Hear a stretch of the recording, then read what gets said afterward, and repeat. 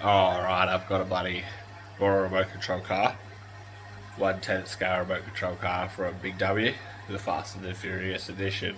Toyota Supra, little orange one. Show ya. This little bad boy. It's got the turbo. Got the little button for the NOS button. The bloody turbo they call it. Well, anyways, it's slow.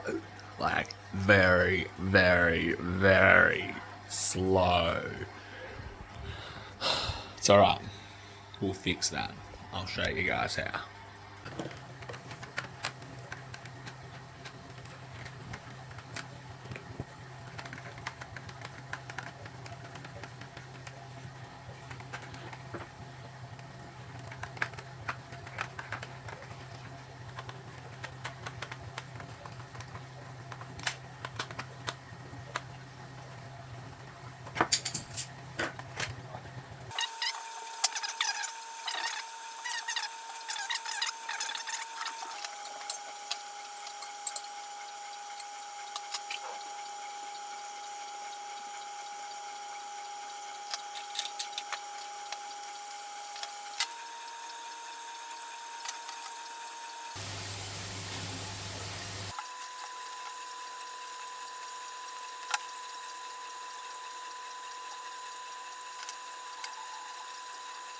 Nice. Got 7.7 volts on it.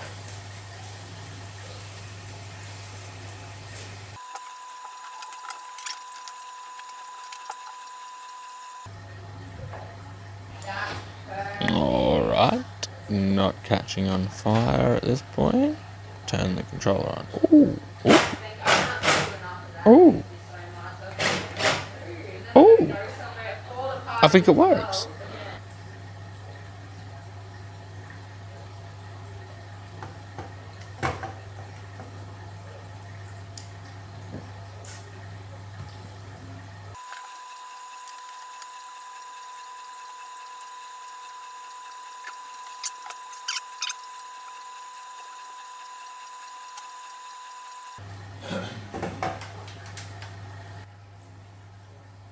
Alright, this is test one. See how she goes. Whoa.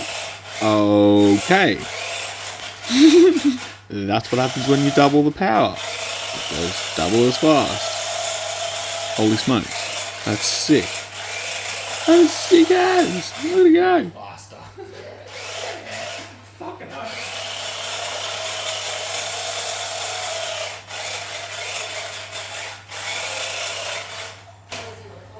Hey? Yeah. That's sick, man. Up from 3.7 volts up to 7 point something volts, and she's a beast there. A cheapo BigW goes hard. Can't even get traction.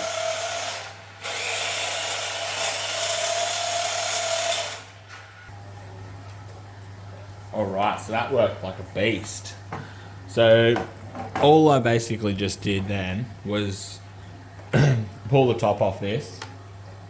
Just 2 screws there and 2 screws there.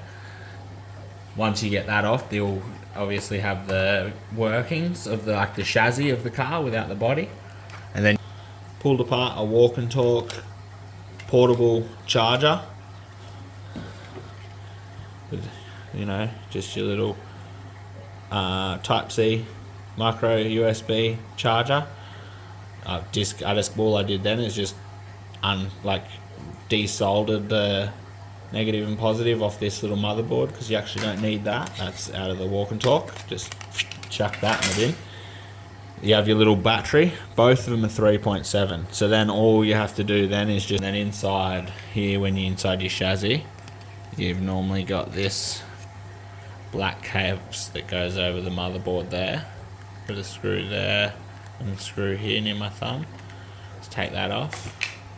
And you got your 2 screws that hold in the motherboard. Just remove the motherboard. And then if you see what I've done here, this is this factory switch that goes to the motherboard. That goes to the motherboard there.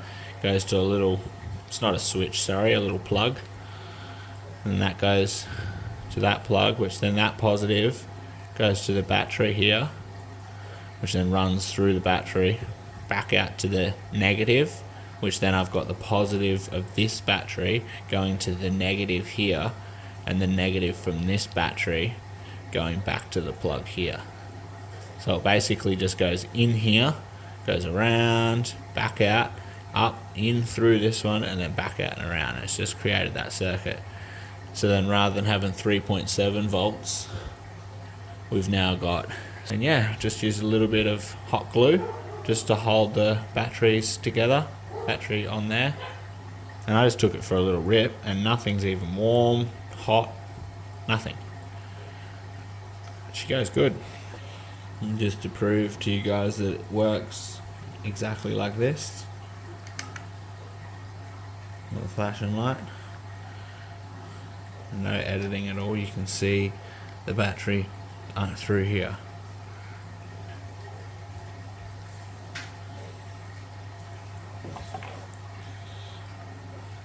Normal controller.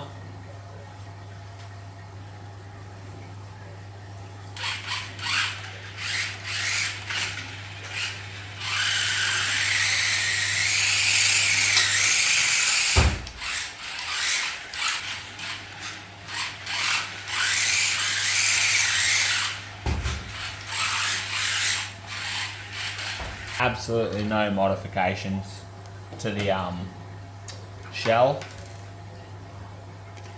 or the chassis. They're all completely how it was.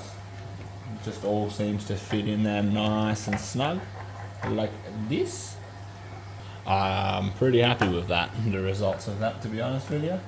It's like more like a couple of $100 remote control car now. The steering server, of course, is still just going to be, you know, cheap steering server and whatnot. So it's not really touchy, if you can, you know what I mean. It's sort of just all or nothing, full lock or nothing. So that's alright. Still bloody good fun. It's a little upgrade, which I think is pretty cool. I'm just surprised it even worked, to be honest, and didn't just fry it out. Haven't got to charging it yet. But I don't see that being a problem. We haven't changed anything like to do with that. It's all that's still exactly how it came. For the battery to charge, I guess. It's probably just going to take a little bit longer. This one doesn't take very long to charge at all, about half an hour, like so. You can still see me little battery up through there. Let's take her outside though, where it's actually a little bit of grip.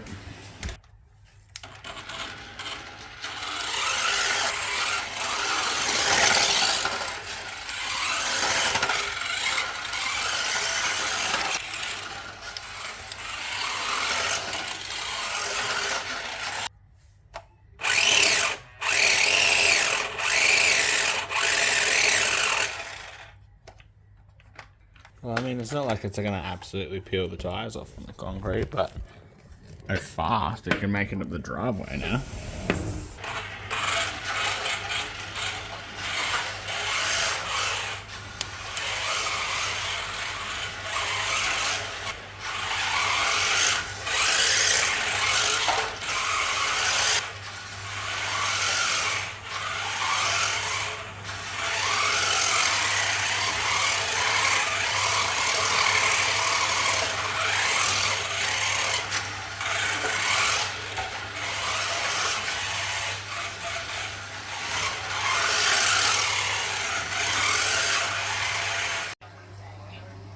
Odd charge. Seems to be charging. My only concern is this factory charger that goes through this factory motherboard here will only allow it to charge to 3.7 volts. I'll have to double check that by pulling the case back off it, checking the output once we're fully charged. But when I put it all together, I made sure that the walk and talk battery was fully charged and the RC battery was fully charged.